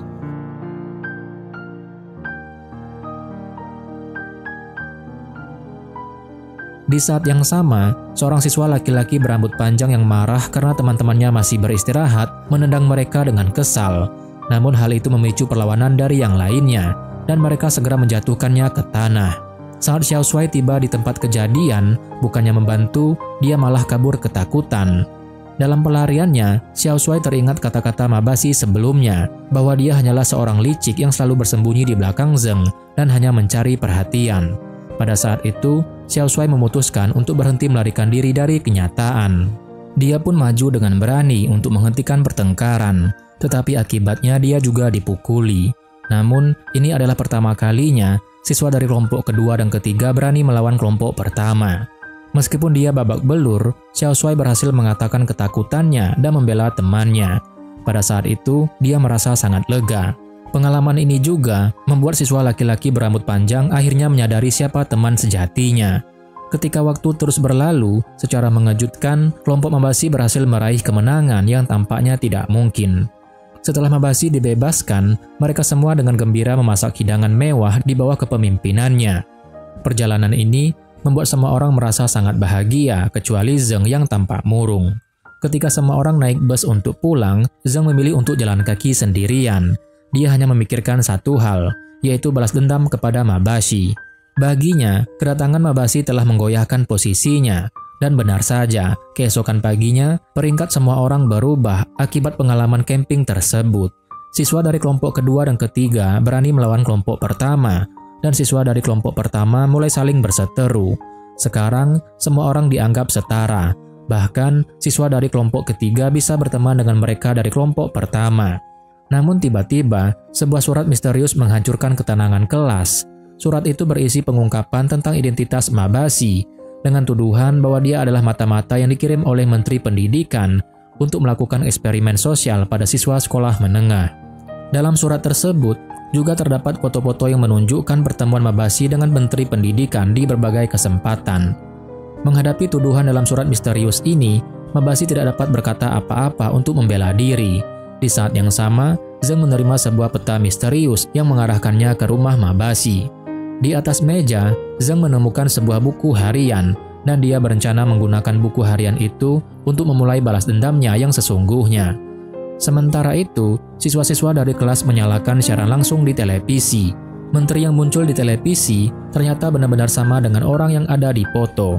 Dalam siaran tersebut, Menteri menyatakan bahwa untuk mengatasi masalah perundungan di sekolah akan diadakan reformasi pendidikan baru, yaitu penghapusan sistem kelas. Menteri menjelaskan bahwa keputusannya didasarkan pada laporan survei dari sebuah kelas di sekolah menengah yang menunjukkan bahwa ketika siswa meninggalkan ruang kelas, peringkat antar kelompok di sekolah yaitu kelompok 1, 2, dan 3 akan runtuh. Tidak diragukan lagi, Menteri sedang berbicara tentang kelas mereka. Melihat ini, semua orang mulai curiga bahwa tujuan Mabasi pindah ke sekolah ini adalah untuk menipu mereka dalam eksperimen sosialnya. Di sisi lain, Zeng tidak ketinggalan memperkeruh suasana, bahkan sampai menuangkan seember air ke kepala Mabasi. Mabasi pun kembali menjadi orang yang terisolasi. Memang benar bahwa dia diutus oleh mantan gurunya yang kini menjadi Menteri Pendidikan untuk masuk ke sekolah tersebut. Namun, dia sendiri tidak tahu mengapa gurunya melakukan hal itu. Saat Mabasi hendak menelpon gurunya untuk menanyakan hal tersebut, tiba-tiba terdengar suara dari belakangnya. Itu adalah Akutsu. Dia langsung mengakui bahwa dialah dalang dibalik semua peristiwa ini. Akutsu mengungkapkan bahwa dialah yang mengirimkan surat-surat yang mengungkap identitas Mabasi, menempelkan kata-kata ejekan di dinding toilet, mendorong Ai dari tangga, dan menjebak guru Sarwatari dengan bantuan siswi sekolah menengah. Lebih lanjut lagi, Akutsu juga mengaku bahwa dia melaporkan kepada Kementerian Pendidikan untuk meminta penghapusan klub estafet lari. Bahkan, dia menukar buku panduan kegiatan camping di laci guru dengan buku tentang permainan bertahan hidup. Semua yang dilakukan oleh Akutsu bertujuan untuk menghancurkan sistem peringkat kelompok di sekolah, karena dia merasa sistem itu membosankan dan kejam.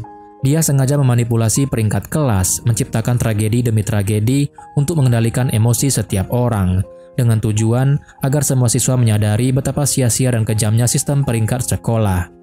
Sekarang, tujuan Akutsu telah tercapai, peringkat di sekolah telah runtuh.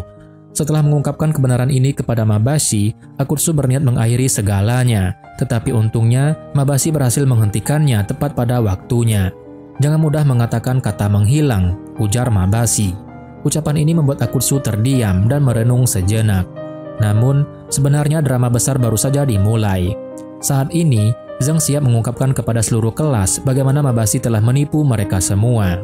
Melihat teman-temannya yang masih percaya kepadanya, Mabashi memutuskan untuk tidak lagi menghindar. Ia siap menjawab semua pertanyaan Zhang secara langsung demi menghilangkan keraguan yang ada. Pertanyaan pertama yang muncul adalah, mengapa Mabashi tiba-tiba keluar dari sekolah menengah 18 tahun yang lalu? Mabashi pun menjelaskan bahwa keputusannya itu didorong oleh sebuah kalimat dari ibunya.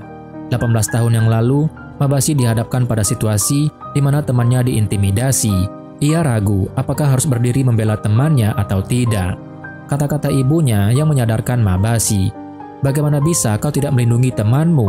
Saat temannya kembali diintimidasi, Mabashi akhirnya memilih untuk tidak lagi lari dan berusaha menghentikannya. Namun, keputusan itu membuatnya dibenci oleh semua orang. Keesokan harinya, giliran Mabashi yang menjadi sasaran intimidasi. Yang lebih mengejutkan bagi Mabashi adalah temannya yang sebelumnya diintimidasi malah berpura-pura tidak tahu dan mulai menjauhinya. Perundungan terhadap Mabashi semakin parah hingga mereka mulai memaksanya mencuri barang-barang. Karena tindakan Mabashi, ibunya kehilangan pekerjaan. Namun alih-alih merasa bersalah, Mabashi malah menyalahkan ibunya. Dia berpikir, jika saja ibunya tidak menyuruhnya melindungi temannya, semua ini tidak akan terjadi. Mabashi akhirnya menyalahkan ibunya atas semua kesulitan yang ia alami, dan mulai bersembunyi di rumah, bahkan melontarkan kata-kata kasar kepada ibunya. Mabashi hanya berharap ibunya menghilang dari hidupnya. Ucapan itu akhirnya mendorong ibunya menuju keputusasaan. Ibunya mulai berpikir bahwa jika dia menghilang, mungkin hidup Mabashi akan lebih baik. Ketika Mabashi menyadari ada yang salah, segalanya sudah terlambat. Meskipun ibunya berhasil diselamatkan, ia mengalami cedera kepala parah yang menghilangkan ingatannya. Hingga saat meninggal, ibunya tidak pernah mengingat siapa Mabashi sebenarnya. Selama 18 tahun terakhir, Mabashi hidup dalam penyesalan mendalam. Ia tidak pernah bisa memaafkan dirinya sendiri, merasa bahwa dialah yang menghancurkan hidup ibunya. Namun, untungnya mantan gurunya tidak pernah menyerah padanya. Gurunya selalu berada di sisinya, memberi dorongan dan membantu Mabashi menemukan pekerjaan setelah ia keluar dari sekolah. Meski demikian, Zhang tetap tidak percaya dengan penjelasan Mabashi. Zhang yakin bahwa Mabashi sebenarnya menyimpan dendam yang kuat terhadap sekolah. Itulah sebabnya dia kembali untuk balas dendam. Untuk membuktikan hal ini, Zhang mengeluarkan buku harian Mabashi yang ditulis 3 tahun yang lalu. Namun anehnya, buku harian tersebut mencatat kejadian-kejadian yang terjadi dalam 3 bulan terakhir. Dalam buku harian itu, tertulis berbagai hal. Datang ke sekolah untuk mendapatkan 100 teman, makan siang bersama teman baru, menyelesaikan masalah teman sekelas, menjadi ketua kelas, hingga perpisahan dengan teman sejati. Semua ini merupakan peristiwa yang sungguh terjadi sebelumnya. Zhang menyatakan bahwa ini adalah bukti bahwa Mabashi telah merencanakan semuanya sejak awal. Dia bahkan mulai menghasut Rina, mengatakan bahwa catatan yang ditemukan oleh Rina di toilet pasti ditempel oleh Mabashi, dan bahwa insiden Ai yang didorong dari tangga juga adalah ulah Mabashi. Lambat laun, semua teman sekelas mulai percaya bahwa Mabashi adalah dalang dari segala keanehan yang terjadi di kelas. Akutsu awalnya berpikir bahwa Mabashi akan mengungkap dirinya, namun tidak menyangka Mabashi tetap diam demi melindunginya. Meskipun difitnah, Mabashi memilih untuk menanggung semua tuduhannya. Kemudian, Mabashi mengambil buku harian yang jatuh ke lantai dan mengungkapkan rahasia yang selama ini ia simpan. Ternyata, yang menulis buku harian itu sebenarnya adalah ibunya yang hilang ingatan. Di dalamnya, ibunya menggambar Mabashi sebagai gadis yang ceria dan penuh semangat. Dalam buku harian itu, Mabashi digambarkan sebagai seorang gadis yang senang pergi ke sekolah, seorang gadis yang penuh cahaya. Setelah membacanya, Mabasi akhirnya menyadari bahwa bahkan setelah kehilangan ingatan, ibunya masih sangat peduli kepadanya. Saat Mabasi terjebak dalam penyesalan tanpa akhir, gurunya dari masa lalu menemukannya dan mengundangnya kembali ke sekolah untuk menyelesaikan keinginan terakhir ibunya. Keinginan itu adalah agar Mabasi bisa lulus SMA dengan senyuman. Inilah alasan mengapa Mabasi bisa berdiri di sini hari ini. Namun, hal ini masih belum bisa menghilangkan kecurigaan bahwa dia adalah mata-mata yang dikirimkan oleh Menteri Pendidikan. Untuk mencari tahu kebenarannya, Zeng mengajak Mabasi sendiri ke atap. Dia menekannya dengan pertanyaan tentang siapa sebenarnya dalang dibalik semua ini. Ternyata Zeng yang cerdik sudah menebaknya sejak lama. Di balik Mabasi, ada orang lain yang terlibat. Zeng menyadari bahwa situs peringkat sekolah sudah ada sebelum Mabasi datang.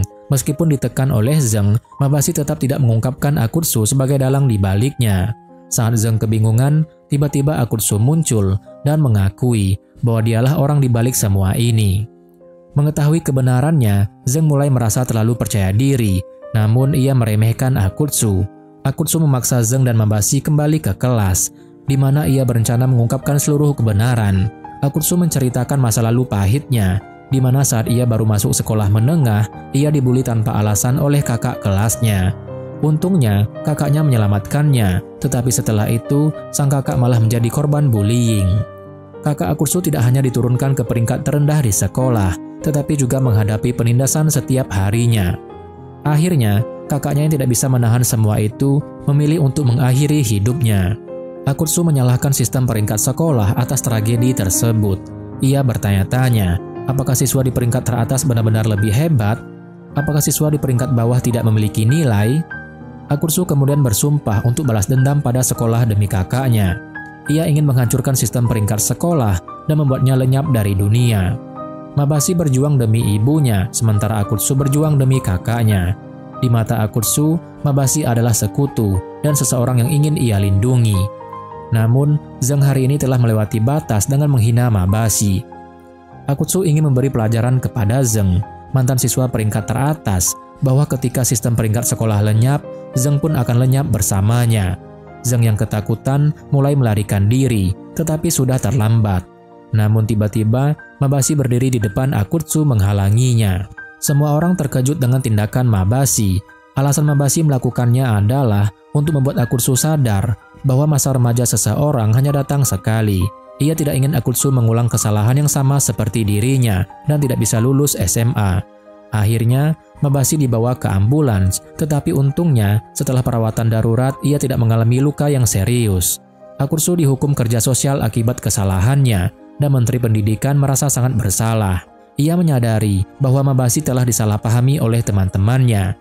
Ternyata, orang yang sebenarnya menjadi mata-mata yang dikirim oleh Menteri Pendidikan ke sekolah bukanlah Mabasi, melainkan Guru Xiaomei.